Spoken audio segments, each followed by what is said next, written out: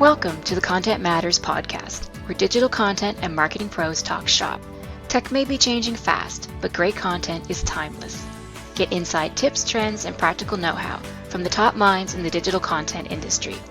Sponsored by Ingeniux, the uniquely agile content management platform.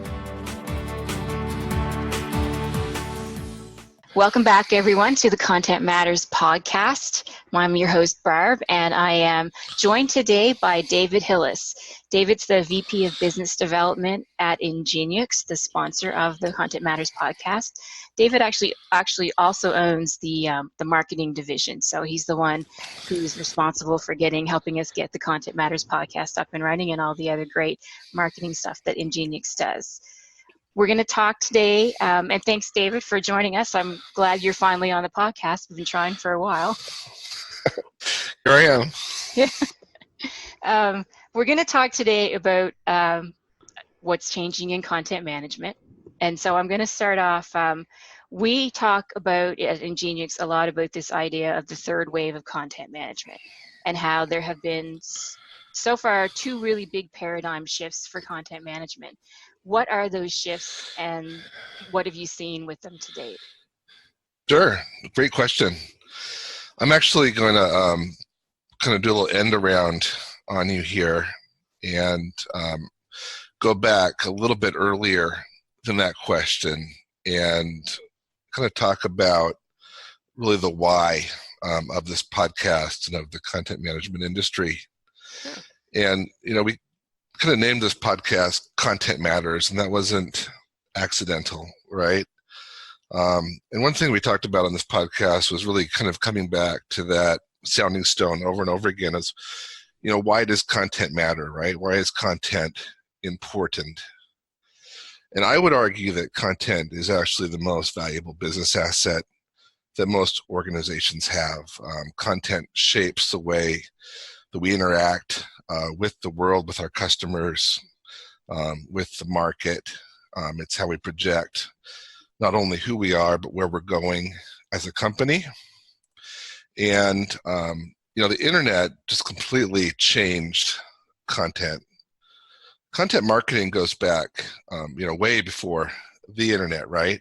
Yeah. Back to the old Sears Roebuck catalogs and a lot of early advertising and sponsored magazine and newspaper content was really impactful, even pre kind of what they call the television industrial complex, right? Before TV became kind of the primary marketing channel. Yeah. There was all sorts of content marketing.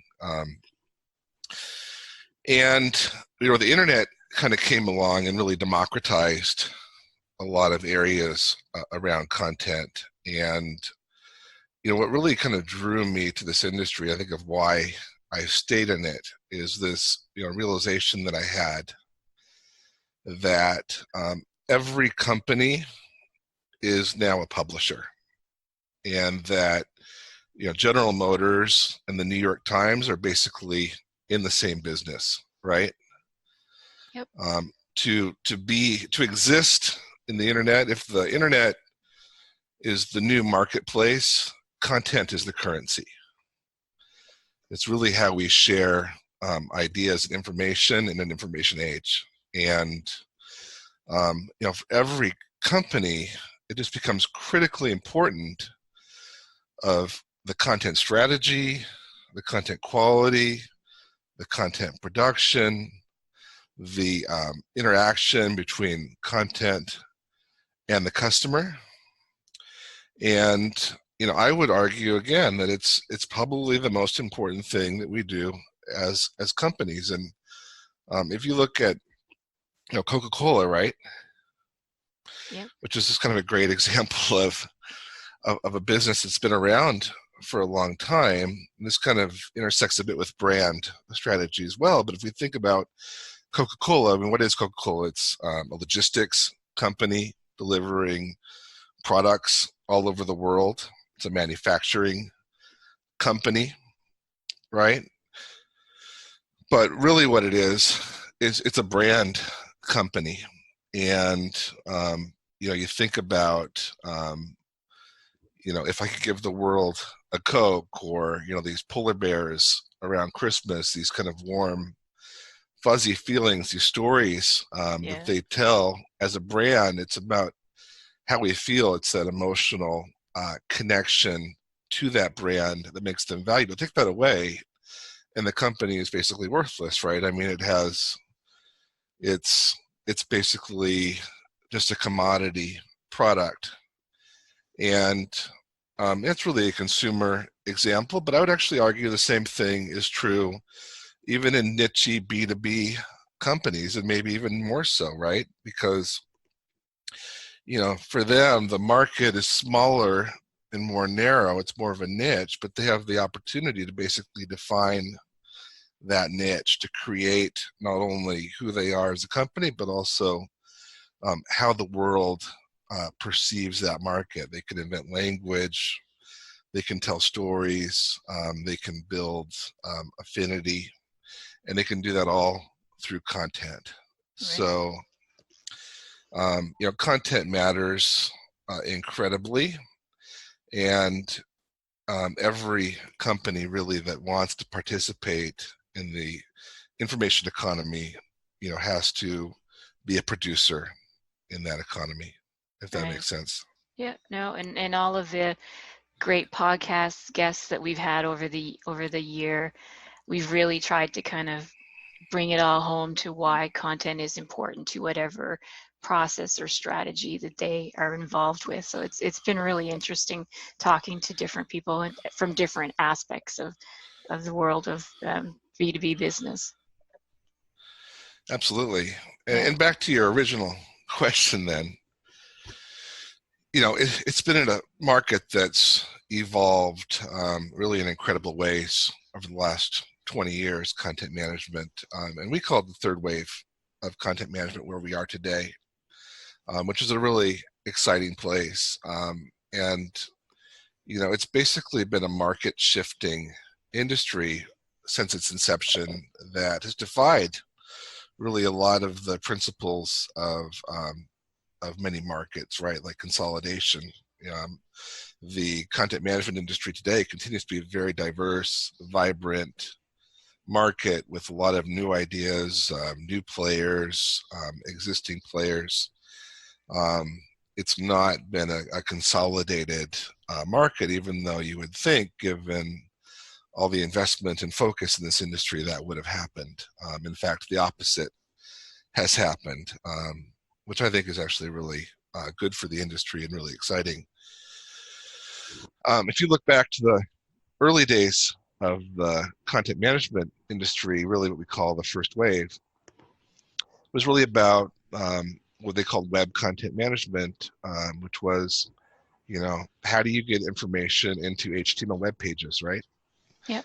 People were building brochureware websites. They weren't really expecting much from those websites, or at least the hype train maybe was a little bit further out from reality. And they're really looking at just the basic publishing model. And there's a couple of vendors that really took advantage of that introduction of content management technology that, really every brand needed, interwoven. If you look at, Vignette, right?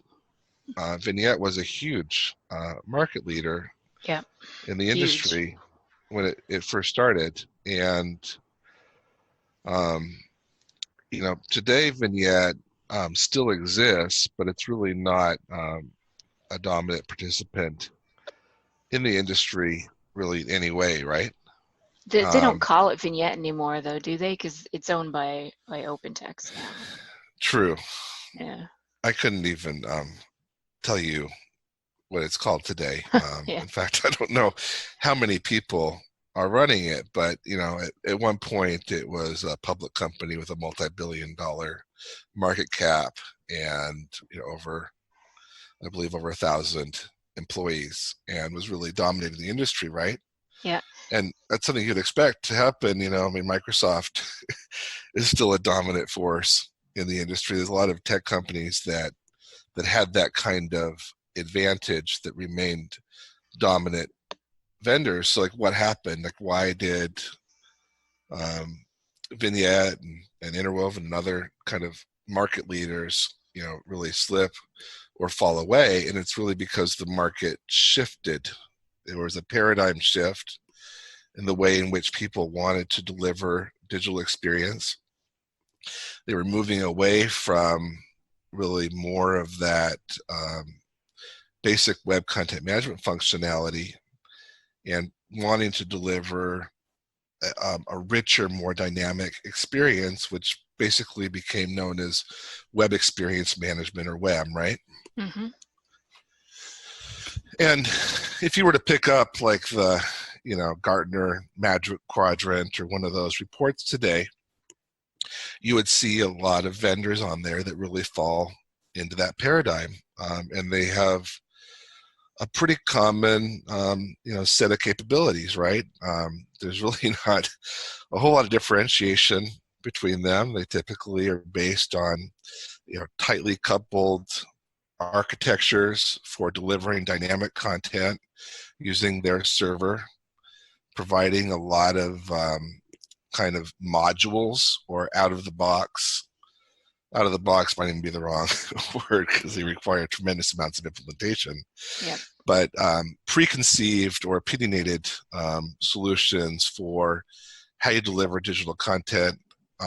They typically are expansive beyond really just the content tier, and trying to provide more of a full stack, digital suite of products, right, that might encompass commerce and may encompass some sort of customer data management or some sort of PIM or product management information, right? They tend to become, quite large, quite cumbersome, but really what is the definitive factor of a web experience platform is the dynamic, tightly coupled nature of that architecture. And now that we would call the third wave of content management, just like we saw the vignettes and the interwovens, really kind of locked in to an older paradigm for managing content, I believe that the market is shifting again, and there's lots and lots of evidence about that. And really, there's a few things driving it, but a lot of what's driving it is, first of all, experiential, that organizations have found that delivering modern experiences today takes, really a village or ecosystem of solutions, right? Yeah. The fact is that, these companies have 20 years of investment into their IT systems and platforms that they want to deliver as a cohesive customer experience, really from the demand generation and marketing side all the way up to customer service and fulfillment. And doing that with a very heavy server-side architecture doesn't really solve or check those boxes, becomes very expensive. Implementation timelines, are long and unwieldy. Success rate is actually pretty low for those projects. So there's, I think, some, people have basically tried that. This isn't a market where there's a whole lot of new customer entrants in the market, right? People have had a CMS before they purchase a CMS today. And they're coming from really a perspective, and typically when people are looking at solutions, they're coming in a saturated market, or what's often called a red ocean. They're coming from perspective of pain, right? Mm-hmm. They don't want to repeat the mistakes or the challenges they've had in their last system. I actually think that can be a bit of a mistake, because it can also blind you to opportunity a bit. Right. If you're just trying to solve pain, you're not necessarily working off of a framework of what is available today. But the reality is a lot of people buy from a point of pain. The other thing that's really changed is how we actually build digital experiences, right? Yes. So like JavaScript and client-side digital experiences, not to get too geeky or technical, But really, frameworks like React and Angular, even some of the responsive web frameworks. There's a bunch of other ones like Ember. A lot of progressive digital organizations want to build client-side experiences to push more of the dynamic content into the browser. It's a faster, lighter weight way to develop websites. And, just like that paradigm shift that happened before, the paradigm shift of moving to a client-side, JavaScript-driven development framework basically makes your traditional web experience platform obsolete, right? Yes.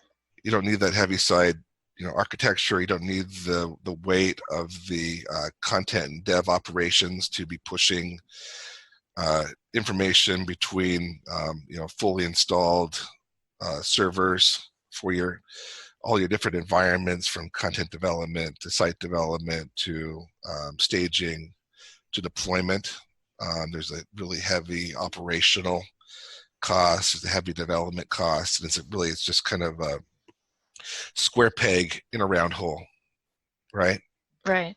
And it messes with the customer experience too, because if you've got a tightly coupled content management system with your presentation and your delivery, you've got to recreate your delivery or your presentation tier multiple times depending on what channel or you want to create that experience for, so you don't have that consistency of experience across your channels, or even for that matter, probably a consistency of content. That's absolutely true. And omnichannel, people call omnichannel, which is just could be a bit of a buzzword. Yeah. Let's be honest, but it is important. And we do a survey every year, you and I, and we survey hundreds of people in the industry. And the fact is that the majority of businesses today manage multiple websites, and they actually use multiple CMS products to do that. Right?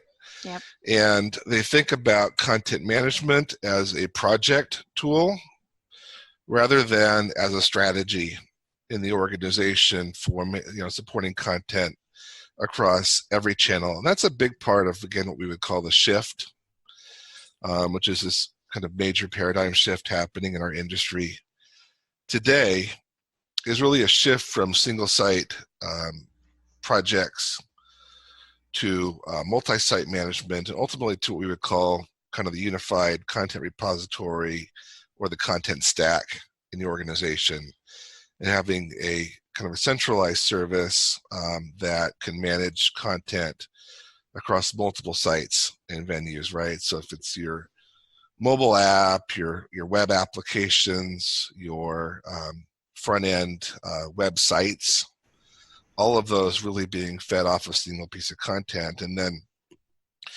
even looking deeper in an organization, it's not just about the marketing function, right? It's really about the complete customer experience. So, content is not only important in marketing, it's important in customer service, it's important in account management, it's important in commerce, it's important in product marketing, product development, right? Content really drives all levels of an organization. And it's funny because they all have the same problems, right? And they just don't know it. And we have this metaphor we call the blind man and the elephant, which is an old Indian fable. And it's these blind men that go out across the world, and each of them at one point encounters an elephant, and one of them feels the trunk, and one of them feels the tail, and one of them feels the side of it. And they all have basically, a very different definition of what that elephant is. The one that feels the trunk says it's like a snake and long. The one that feels the side of it says it's, like a house and large, right? Yep. Well, it's one elephant. They're seeing different aspects of it. And content and content strategy are the same thing, right? Right. If you were to walk into customer service organizations managing knowledge base articles, managing training materials, managing all of those content assets, they have the exact same problems. They're trying to version the content. They're trying to create a content development process. They're trying to ensure or govern the content through a workflow process and a set of permissions, right? They're trying to manage the level of content quality. They're trying to make content available in a single kind of source of truth, system of record in which they can access that content. And that's the exact same challenge that someone in the marketing department or even someone in a product development, which is actually kind of an emerging area for content management, will have. They just have very different language about it. They'll have different ways of thinking about it. They won't really connect that it's the same thing. So it's really kind of interesting because, we're one of the few vendors that really sells really across the entire organization for different solutions, right? We do everything from websites for marketing to headless content for application developers to technical content for customer service and information development teams to portals that support everything from customer service to, really intranet and HR, right? Right. And they definitely all have a similar set of challenges, but a very different vocabulary of how they talk about that. Right.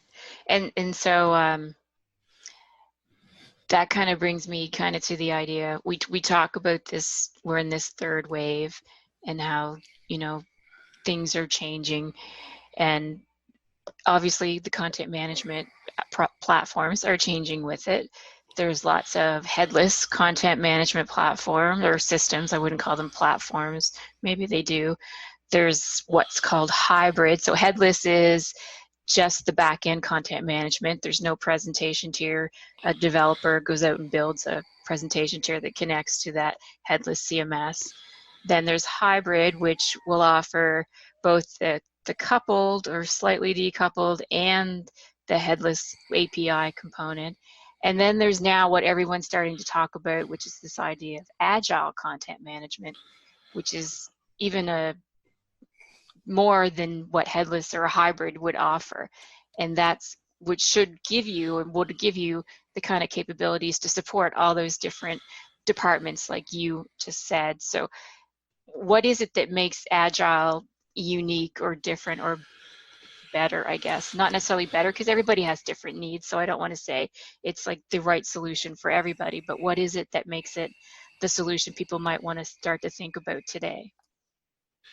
I just think it's really simple, and it just comes down to using the right tool for the job, right? Yeah. And there's tends to be a lot of like dogmatism in the industry of people saying this is the best way to do it, right? You need to have all of these, high-powered, web experience tools in order to be successful, or no, that stuff is just overhead. It's too heavy. It never works.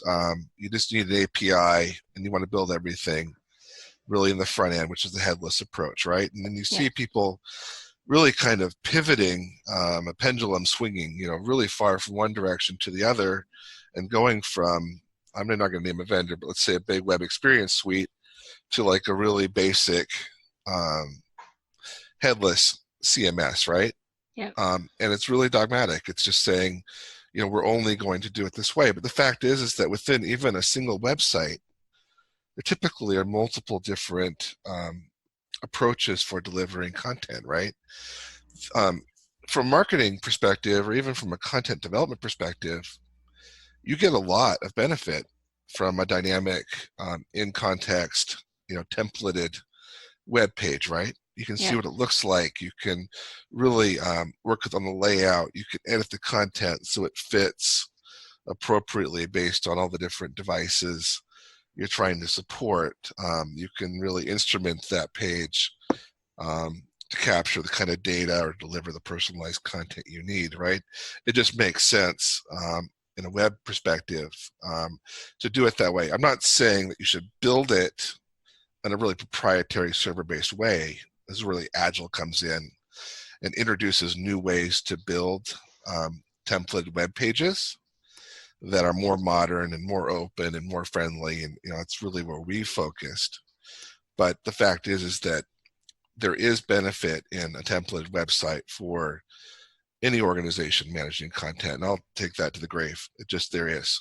Right. Managing something in basically a database table of content that you have fetched through an API is not always the right approach for managing a web page. Yeah, especially not for marketers who want to get content up there really fast. Yeah, I mean, there's no win for marketers in that perspective.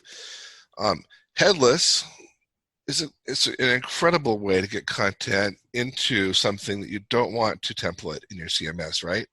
Yeah. Which is a lot of things. If you are like in the healthcare industry or fintech or lots of other industries, maybe regulated, and you build web applications that have lots of components, you do not want to build the front end of that in your CMS. It's a non-starter, right? You have a whole DevOps process, a build deployment process. You really want content as a service. You want to be able to pull content in. You want to empower that marketing team, empower those subject matter experts to create content, and you really don't want to impact on the front end of that at all. Now, what people usually don't think about is that there's actually a lot of nuance in that as well. So this, again, is part of the Agile methodology, is that if I do want to deliver content into templates that I don't manage, do I want to deliver that as like a JSON response that comes server side? Well, if I do that, then I have a dependency on that back end service. That service is down, my app's down, right? That may not be something that you want. So maybe you want static publishing. Maybe you want to take that content, you want to basically replicate it to a server and then include it in your build process. And you have basically zero back-end dependency at all on that API. That's a common use case. Or maybe you actually don't want to return a set of like JSON or XML that gets consumed in that application and templated. Maybe you actually want to return it as, basically a fragment of information like that has an image, it has some markup, right? That can be assembled as part of the front end framework, but that has some structure to it. And doing kind of more semi-templated API-based content deployment is, again, another approach, right? Yep. And I think when you go into any of these kind of projects, you're really thinking about what is the right way to do this. Do I want to do this statically? Do I want to do dynamically? Do I want to do it through the API? And that's really where an architect would come in and define those approaches.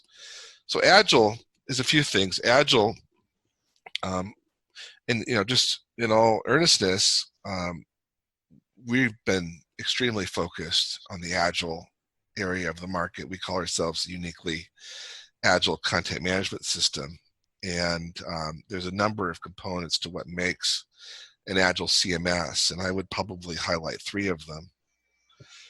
The first is that it is a hybrid content deployment system. You can choose to deploy content the right way for the project. You could do dynamic content that uses server-side code to render or personalize content and apply templates to it. You can do headless or API-based content deployment and basically use REST or Graph or other types of API approaches and responses to integrate content into your external templates and applications or mobile apps. Or you can do static content deployment, which basically pre-renders information and then replicates it to an endpoint so it's available for consumption as a standalone file. There's actually lots of use cases for that as well. So the flexibility or the hybrid content deployment is really the first kind of key piece of an Agile CMS. The second piece is really intelligent content. So it's being able to model that content in a way that provides enough structure that content can then be displayed in multiple different ways, right? Right. It drives content reuse, which, content reuse is still a really important thing, and some people think it's the number one, ROI driver in content management, being able to, what they call COPE, right? Yeah. Create once, publish everywhere. Yeah. So build content in a more intelligent or unified content model that allows it to be applied across multiple different contexts. Or, a great example would be a news article, right? That news article is going to be a full detail web page. It's going to be on a news front as basically probably a date, a headline, maybe a byline, maybe a featured image. It might also be on a homepage. It may also be in a mobile app, in an intranet, right? Yep. And recipes are another kind of classic example of intelligent content, right? They have a structure to them. They have ingredients. They have a process. They follow a certain structure. They aren't free form content. And it's incredibly important to be able to structure content for reuse and for intelligence and discoverability. And an Agile CMS will do that in a number of ways. Part of it has to do, again, not to get too much into the weeds, but in database structure, right? If your CMS is based on a SQL Server database, it's using basically joins to connect blobs of content that are stored in database tables. It can be not only incredibly taxing from a kind of a scalability and processing perspective, right? I/O on the database. It can also be very unwieldy to manage. We use what's called a NoSQL database, better put as a not only SQL, which stores content natively as JSON or XML, which are more structured content formats or document type content formats. But the other part of that architecture is what is called schema-free. So like in a database, think about Excel. It's a database we all know. You can call it a database, right? It's rows and columns. You name those rows and columns. And information has to basically fit within that grid. In a schema-free content repository, there is no rows and columns. Content can have whatever form you want. You can add content and it'll immediately be available in that format. So it's very malleable, very adaptable, and lets you kind of evolve your content model without having to evolve your database structure, and supports a much wider range of variation for that content. So in an Agile CMS scenario, the structure of the content, the intelligence of the content is really important. And by the way, content structure has more to do with than just the actual document, but also the metadata or information about the information. A lot of times in kind of CMS types of projects we're working on, that's really what's called taxonomy, or the hierarchy of categories that are applied to content in order to make it more discoverable, more relevant, more contextual, more personal. Do you find that the customers or the clients that you talk to kind of bristle at the idea of intelligent content, or also known as structured content, because it makes it, the idea of trying to create content in a more structured way sounds too technical and challenging for content authors and managers? Yes, there's always a balance, and where that balance is between kind of the overhead of creating structured content and the benefit of leveraging that structure programmatically or intelligently is something that you always have to kind of weigh. And I think it has to do a lot with the type of organization you're working with. What we've seen lately, though, is really is much more towards the other side, right? Right. Like people using things like Oxygen to, which is an XML editor, to create highly structured and componentized content, right? So, I think that this is really where the business analyst comes in, right? Which is why the CMS industry continues to be very high touch industry. It's completely different than almost every software category out there, because not only is there a front end component to it, right? You don't build the front end of Salesforce. You have a CRM, right? Yeah. You don't have to go and implement that. You can open it up and start using it. Now you probably want to customize it, but the fact is that on day one you can do that. You can't do that with the CMS, right? You need to build your front end experience. You need to templatize it. You need to put up your different processes and governance programs, but likewise, you also need to structure your content and build your authoring workflows. And something people don't even think about, it's kind of the iceberg beneath the water, right? You only see the tip, you see the front end. You don't think about the structure, you don't think about the governance until you get into a project. And we're having a really skilled business analyst that really can kind of read the temperature of your organization and the importance of content structure and strike that balance for you, or lead you at least to a place where you can make a really informed decision about that. Because obviously the more componentized, the more structured content gets, the more difficult it gets to create. Right. And although someone told me something a long time ago, which was really resonated to me, is that people, content creators, people in the business, marketers, business users are willing to do the extra work if they see a benefit, right? Yeah. That they understand that there is going to be overhead and work involved, but if they actually see that it's working or it's delivering the experience that they're trying to deliver, that in most cases they're willing to do that. I think that the other thing that you really think about is how do you help them do that, right? How do you put together, for instance, the required fields that have to be filled out in order to submit a piece of content, right? Basically the gating of the content until it's in a format that's ready to support your reuse model, right? Yeah. These are all like permissions and governance programs that you really think about your process and you put these in place. We have something else called page creation rules. It's actually one of the oldest features in our product. It came out of like basically newsrooms at MSNBC, where it was all about time to market, right? Getting information to the web as fast as you could, right? Yeah. So actually one of the first features of Ingeniux CMS were page creation rules, and basically what it are one-click content creation processes, which choose the right template, put it in the right workflow, put content in the right place in the information architecture of the site, basically tee everything up. So all the thing the user has to do is basically fill in the blanks or update the content, right? Right. But absolutely, the more structure you have, the more automation you need as well, I believe. Yeah, and you don't have to show all that technical stuff to a content author always, right? Like you can have a much nicer, like the WYSIWYG and editing interfaces that everybody loves today. You can still have that and have structured content or intelligent content underneath, right?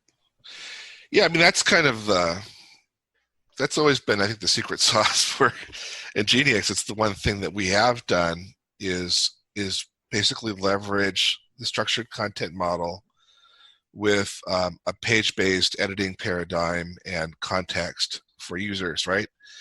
I mean, ever since Papyrus, people basically connect working with a page and creating content. I mean, I look where I came out of in my career. I mean, I was lucky enough to start my career working at a company called Aldus, which basically invented desktop publishing, right? Mm-hmm. It was later acquired by Adobe, but it was basically the precursor to all the desktop publishing tools. We had a bunch of other cool stuff too, the early PowerPoint type tools out there, an early digital asset management system that I worked on. But the really the core of it was this desktop publishing paradigm, and I got to work in the creative services department there, which was basically like working in Charlie the Chocolate Factory, right? It's where we created the candy, and it was a fantastic experience for me, very informative. But it really instructed me that yes, people think about the desktop publishing paradigm when they go to create content. They want to see what it looks like, right?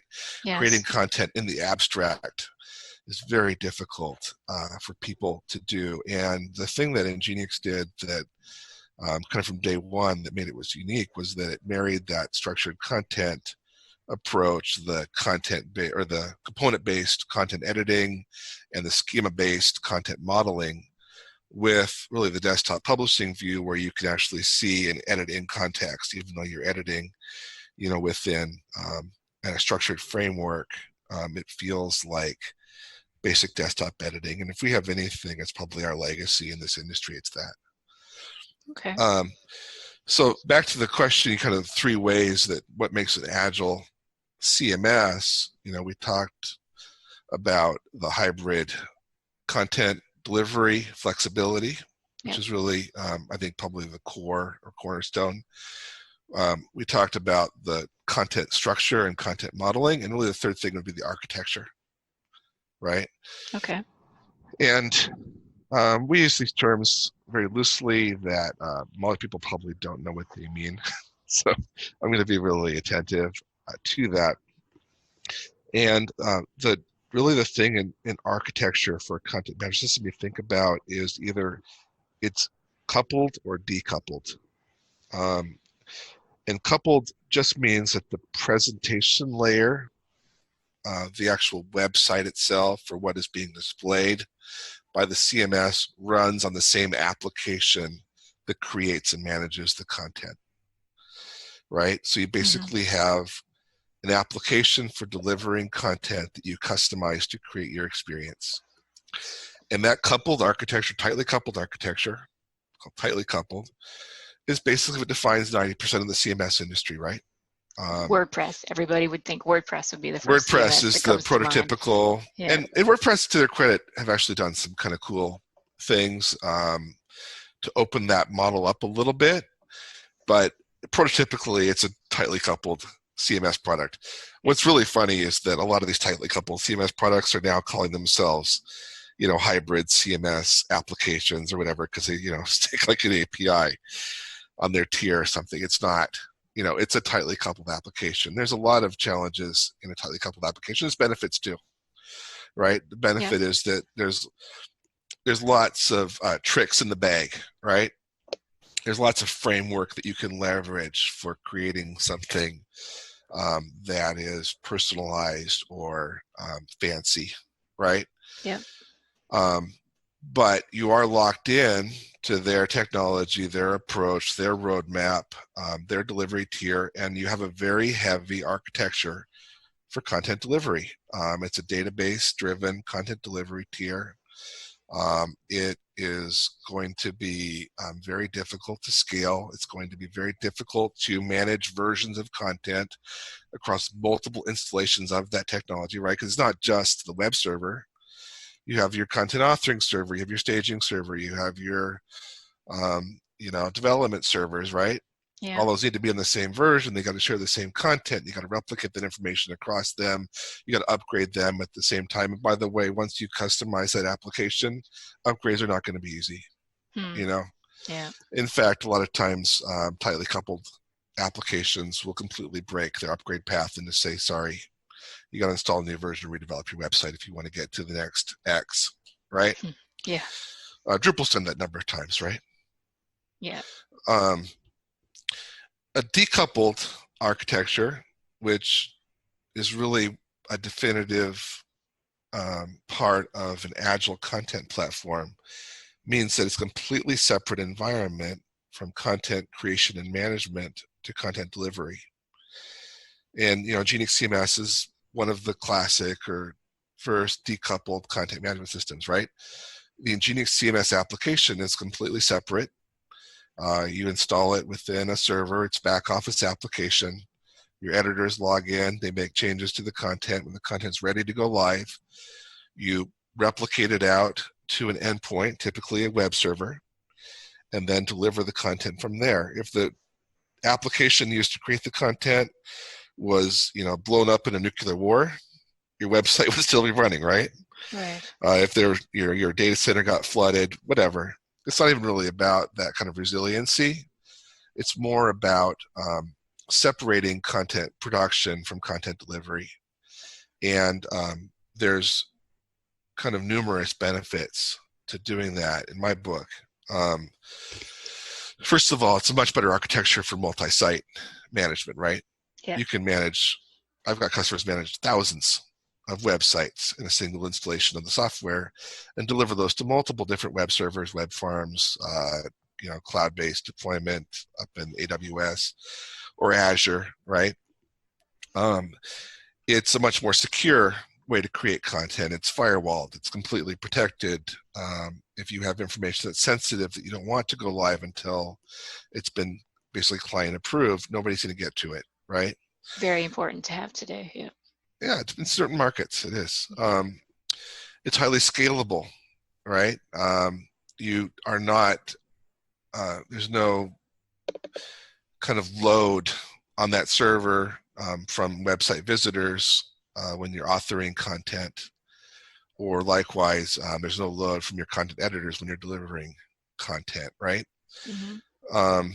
So, I mean, we can kind of go on and on about the advantages of decoupled architecture. We've got a good white paper on it that you and I both wrote together that I would recommend to anybody interested in decoupled architectures. But then if you look at the other benefit of decoupled architecture, it's around content delivery, right? Yeah. Because suddenly you're liberated to template and build that website however you want to. And again, this is what enables that flexible content delivery. It's what enables you to do dynamic content, to do static content, to do headless content. You can deliver content the right way for the right project. You can build your websites and applications the way that you want to build them, not the way your CMS vendor says you must build them. And by the way, roadmaps change much faster on the open web than they do with any vendor. I don't care how big the vendor is. There's more innovation happening out there in the general industry around responsive web frameworks, around CSS, around various components, around services, applications you may want to integrate, experiences you want to deliver that are above and beyond any vendor roadmap. And I would basically caution anybody from connecting their future roadmap for digital experience to any vendor roadmap, right? The vendor should be a player on the stage. They should not be the play. Right. So Yeah. that's, I think really important. So, we talk about agile content management.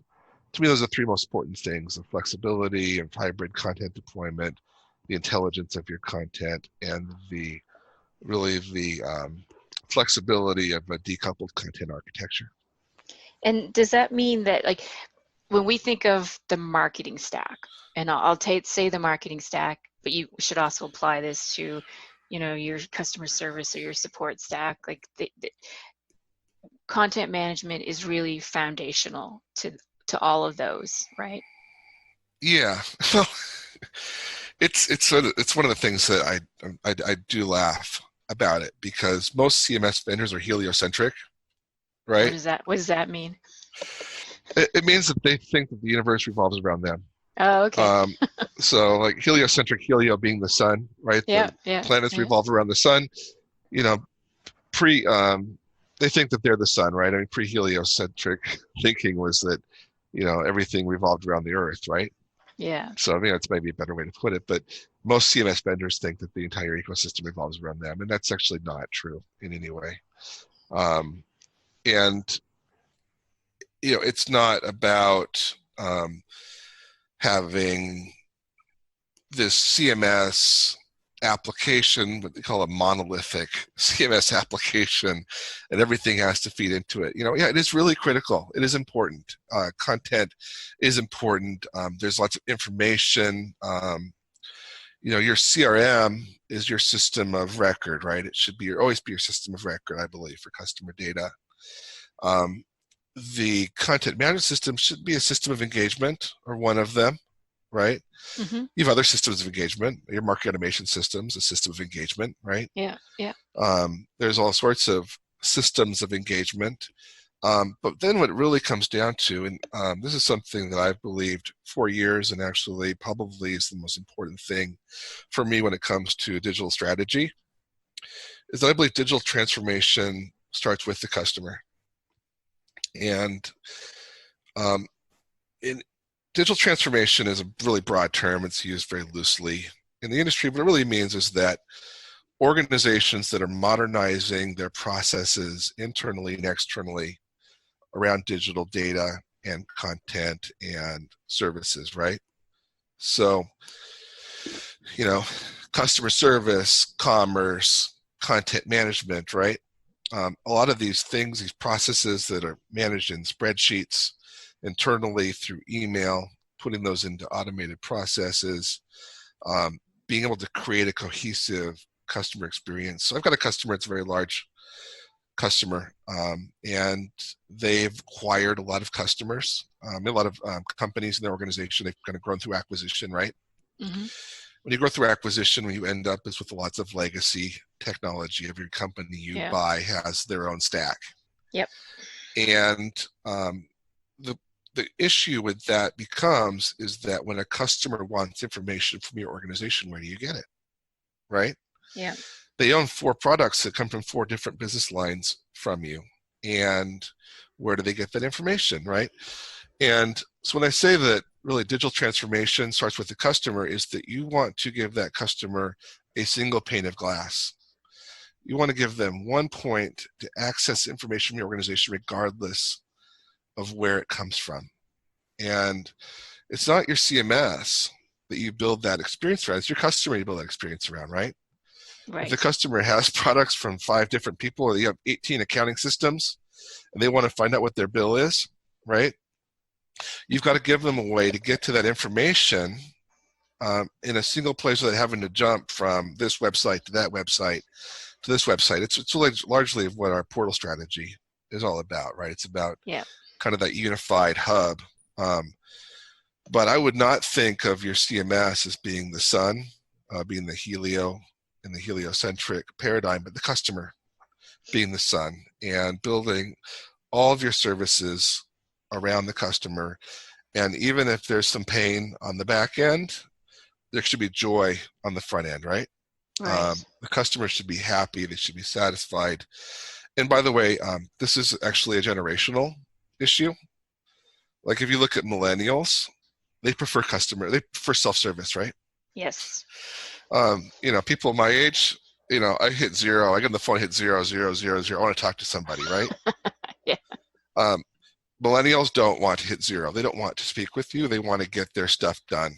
And they want to do it in a very seamless way. So it's something that I think that we have to be really aware that there's a generational shift towards this as well, and that we need to really align our technology around in empowering the customer. The pendulum in every category of the digital world, the pendulum is swinging towards the customer right now.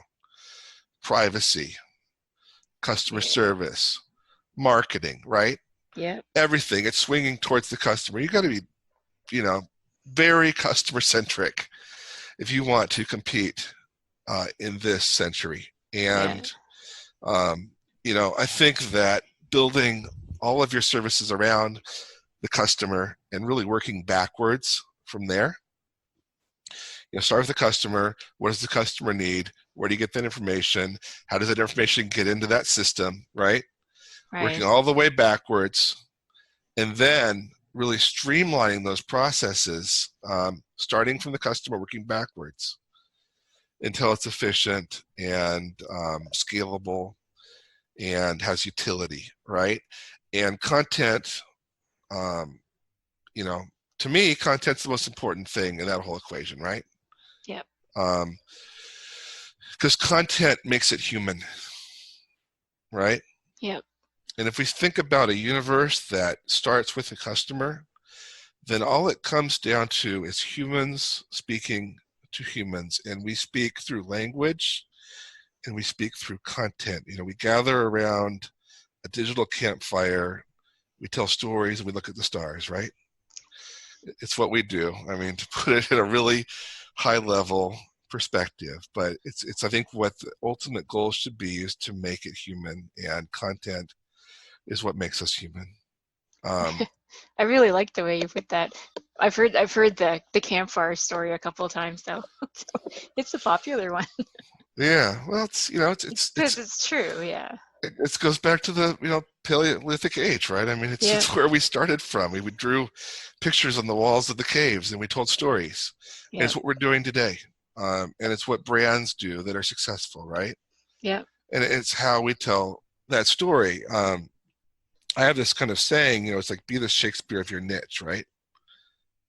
Okay. And what did Shakespeare do? I mean, Shakespeare is credited with inventing thousands of words in the English language. He reinvented language. He took nouns and made them into verbs, right? And he basically bent it at his will.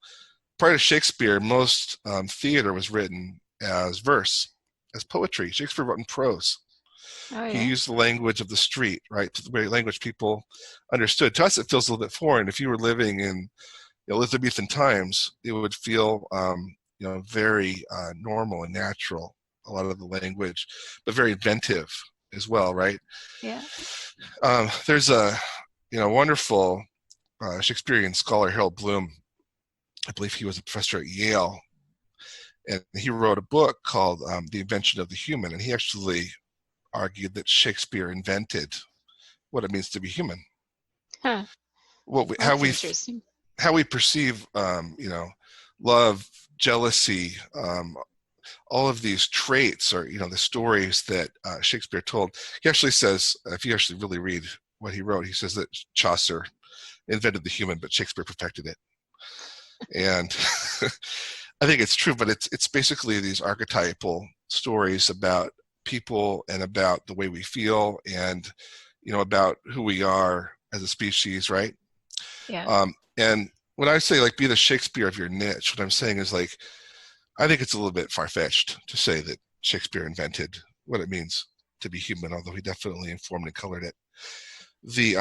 But I do believe that there's an opportunity for brands, businesses to invent their niche, and to create the language that we think about, to basically become a verb, for what you do, or that function that you serve in the industry.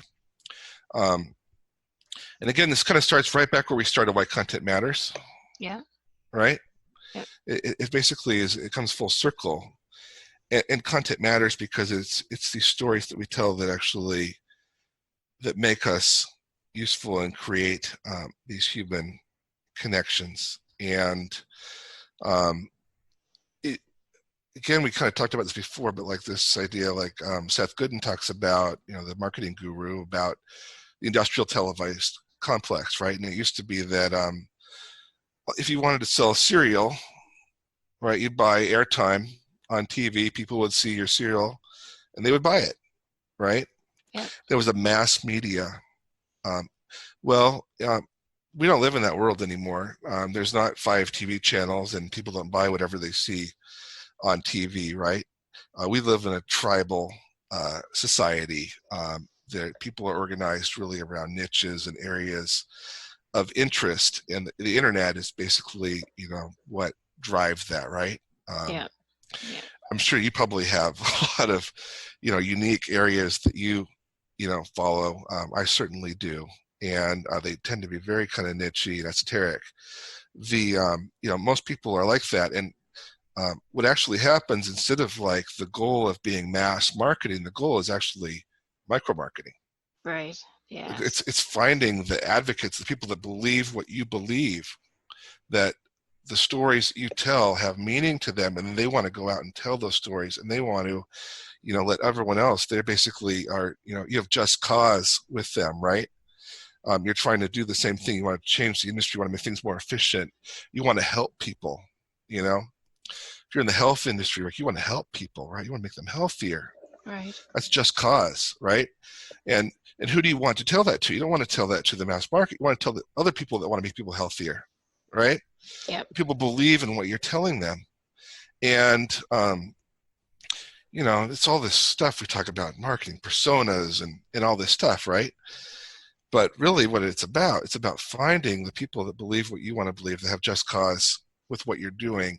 And to be the Shakespeare of your niche is really to invent the language, to invent the humanity of that space, to engage people in your theater, in your play, and to make them participants in that so they can go out and spread that word. They can be advocates for your brand. So ultimately, that's the content strategy, right? Right. It's about finding the influencers. I would use the example of, let's say you are an appliance manufacturer, right? You make cooktops. You make ranges, right? Yeah. Why do you need content? You need a flyer. You need something that tells you your heat, temperature, how many BTUs your grills have, right? The diameter of your cooktop areas, right? We would call the technical content, right? Yes. But I would argue what you really need to do is you need to become the Shakespeare of your niche. You need to basically define what it is to cook great food. And you might want to create recipes. You might want to get celebrity chefs available, to participate in cooking demonstrations on your ranges, right? You might want to create content like that for that community that not promotes your product as a range, but promotes the idea of creating great food, great experiences, making food, right? Yes. So that's what I mean when I say be the Shakespeare of your niche, is basically invent that category, be the thought leader in putting those ideas forward. And obviously content management technology is a cornerstone technology in doing that. So that's what gets me out of bed in the morning, right? There's not much that does, but that and the kids. Yeah. Well, that's good. But yeah, okay. So we'll have to wrap it up. But your vision or your ideas around digital experience, content driven experiences are so what we need today, and what a lot of people are talking about them, but brands are slow. They're starting to understand they need to get there, but it's interesting how slow we are to kind of figure out that that's what people want from us as a brand. That's what they want the brands to kind of do, to not just pitch the product capabilities, but to make you feel something and understand why you would, what is it about that your brand that compels someone to want to work with you. It's not necessarily your product your product descriptions and stuff. It's that they have a common, It's you not have even a something in technology thing, common. really. Yeah, It's not even technology. Yeah. But we're working on this. You and I are working on this idea of the shift, and it's great to talk about it a little bit today. And part of what we're working on there is this. We call that roadmap for revolutionaries. Yeah. And I would just end there because there's something really important that we're writing about in that area, and it's that it doesn't matter where you start, right? Right. Like if you're hearing all this and you're kind of like overwhelmed and half of it doesn't even make sense to you, that doesn't matter, right? It doesn't matter where you start. It doesn't matter where you start on your digital maturity curve. If you're just basically starting with a basic website and content creation, or if you are a really advanced brand, but also doesn't matter where you functionally start, right? If you want to start in your customer service department and get a hold of your content management and build your content stack and unify where all your content lives in one place and start putting some structure around that content and some governance and workflow, that's a great place to start. Yes. If you want to start in marketing and you want to build a better website, but you want to think beyond, what we call think big, right? Yeah. Don't just think about this project, but think about how this content has utility and use beyond this project. That's a great place to start. Yes. It doesn't matter, right? All roads lead to Rome. So it does not matter where you start.